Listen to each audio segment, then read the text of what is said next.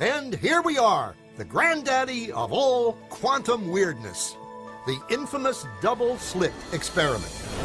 To understand this experiment, we first need to see how particles, or little balls of matter, act.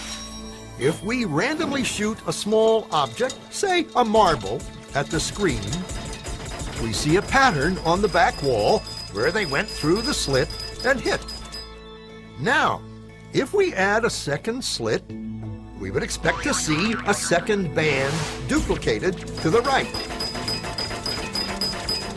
Now, let's look at waves. The waves hit the slit and radiate out, striking the back wall with the most intensity directly in line with the slit. The line of brightness on the back screen shows that intensity. This is similar to the line the marbles make. But when we add the second slit, something different happens. If the top of one wave meets the bottom of another wave, they cancel each other out. So now there is an interference pattern on the back wall. Places where the two tops meet are the highest intensity, the bright lines, and where they cancel, there is nothing. So, when we throw things, that is, matter, through two slits, we get this, two bands of hits. And with waves, we get an interference pattern of many bands. Good so far. Now, let's go quantum.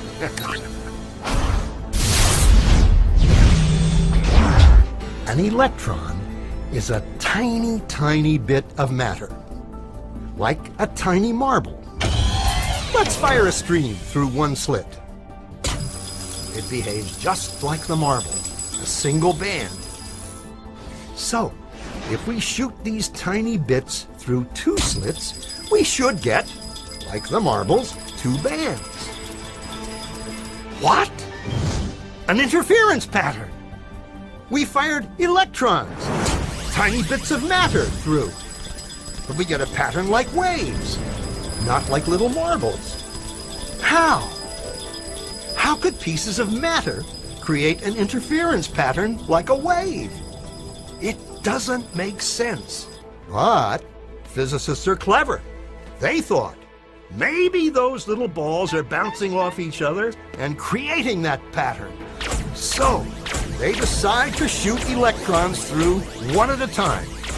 There is no way they could interfere with each other. But after an hour of this, the same interference pattern is seen to emerge. The conclusion is inescapable. The single electron leaves as a particle, becomes a wave of potentials, goes through both slits, and interferes with itself to hit the wall like a particle. But mathematically, it's even stranger.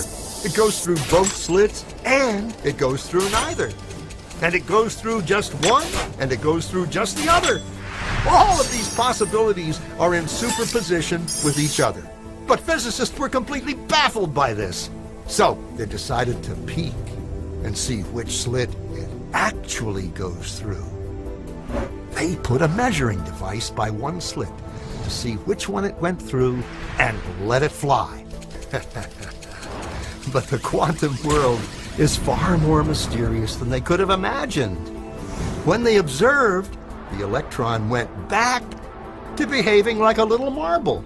It produced a pattern of two bands, not an interference pattern of many.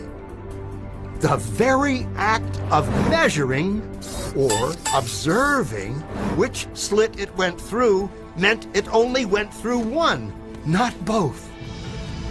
The electron decided to act differently, as though it was aware it was being watched. And it was here that physicists stepped forever into the strange, never-world of quantum events. What is matter? Marbles or waves? And waves of what? And what does an observer have to do with any of this? The observer collapsed the wave function simply by observing.